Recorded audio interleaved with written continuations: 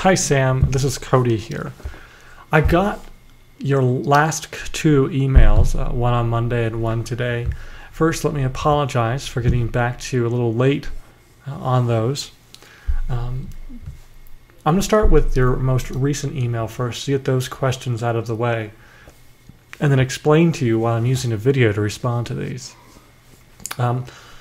Your last email, your first question was about the two courses, so to speak, under the eCampus. You have one course under Future Listings and another under Spring 2013. I believe that it was set up this way because your Spring 2013 course was not yet built when Larry sent that to you. But not to worry, we can simply copy over that course from Future Listings to Spring 2013, and it will continue to function as it did before. I'll do that and send you an email so that you know that's been done, and then you can continue work in your Spring 2013 course shell. You said that you've forgotten how to embed YouTube, and that's really easy. I'll just show you real quick, and then I'll also include in my email about copying over your course a detailed YouTube tutorial that walks you through step by step, and probably a little clearer than I'm about to do.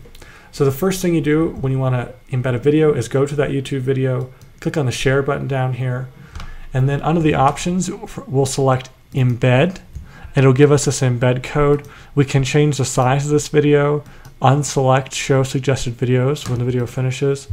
You don't have to do that, but I like to. Then you can copy that embed code, go to your course here and select author mode, and in this window here near at the bottom is the HTML tab. We'll go ahead and select the HTML view, paste that code in. We can preview that to make sure that YouTube video showed up right there. Perfect. And then hit save changes when we're done. So that's embedding a YouTube video, quite simple. But now on to your first email, and that was a response to the email I sent on Sunday, and I apologize. Maybe it was Saturday. I sent it really late, and it was because I had the idea and I wanted to get it out to you as soon as possible. And I think in my haste, I failed to communicate how I thought you could record videos with Camtasia. So to your question about spending some time in Laramie and recording your lectures here, we can absolutely do that. But I had something else in mind, and here's why. The video quality of our classroom recordings isn't actually... Sorry about that. It isn't actually better than what you can do with Camtasia. The other thing is that we'd have to work diligently to schedule a room and a time which would allow you to record those lectures and to give our video people enough time to process so they can be embedded into your course.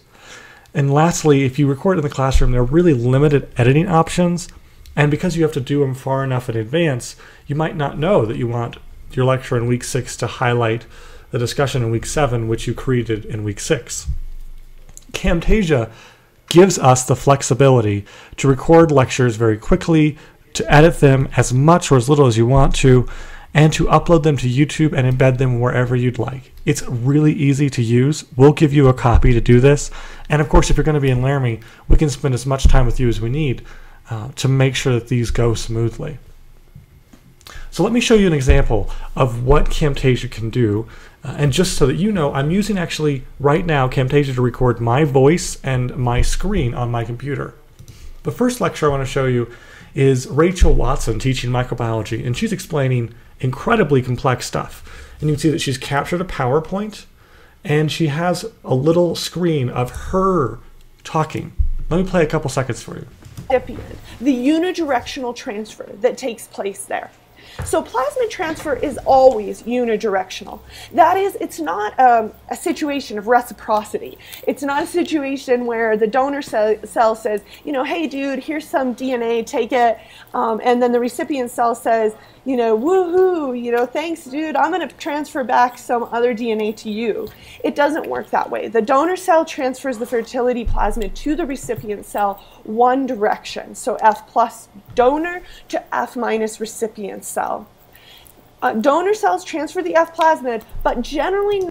So you can see really complex material, but Rachel's presenting it in a very approachable and easy to understand way with the help of screen capture and then of course her lecturing or narrating over that. But you don't have to capture your screen. If you just want to capture a video of you, and with this topic, I think that would actually lend itself very well to your class. This is an example of an instructor, actually Christy Boggs here from the Outreach School.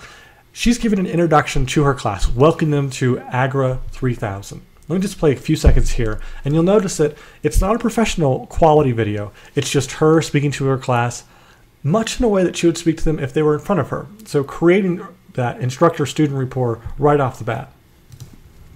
Greetings, my name is Christy Boggs, and I'll be your guide as we work our way through the journey that is known as discovering and utilizing ideas and information. I hope you're as excited as I am for this class.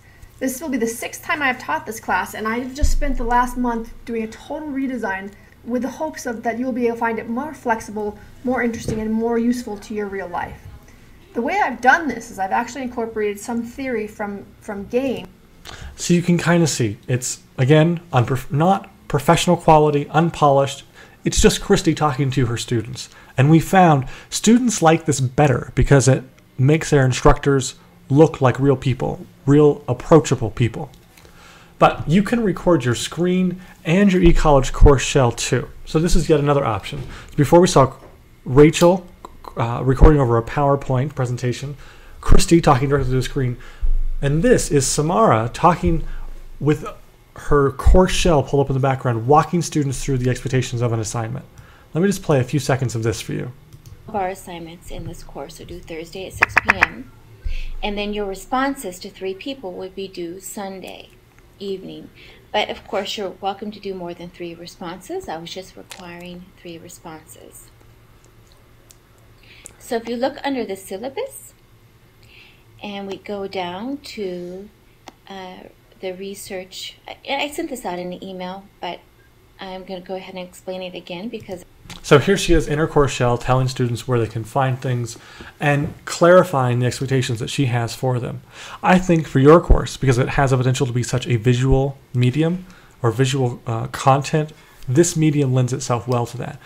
Of course, it's up to you to decide, and we'll support you in any way that you'd like. If you want to use Camtasia, which will allow you to capture something like this, we'd be glad to help you with that. If you still want to record in the classroom, let me show you an example of how that will look. This is David Hammond's Engineering Survey lecture course, and this is the classroom that we have in the classroom building with the camera set up. I'll just play a few seconds of this, and towards the end you'll notice he switches to the Elmo document camera, which allows him to capture his notes and display them in the class. So we're going to play a few seconds here. Well, this is lecture 5, and we're going to talk a little bit more about leveling, a little bit about precision. We're going to talk about how to adjust our level loops. We're going to talk a little bit about reciprocal leveling. Okay, I'm going to fast forward a little bit. That will pretty much square root of k, and this is equation 5.1 on page 110 of the book. And we're probably in chapter 5 right now, where C is the allowable loop or section. Okay, so you can see the video player is a little different. We're not using YouTube, we're using our streaming media server. But you can still embed the videos right into the course. So again, I think Camtasia will best fit the need for your course, for course videos, but we'll support you in whichever you choose, whether that's recording in a classroom or with Camtasia. And I hope this video has been clear, but if I've muddled something up or you need further clarification, please don't hesitate to send me a text or an email or give me a call. Thanks, Sam.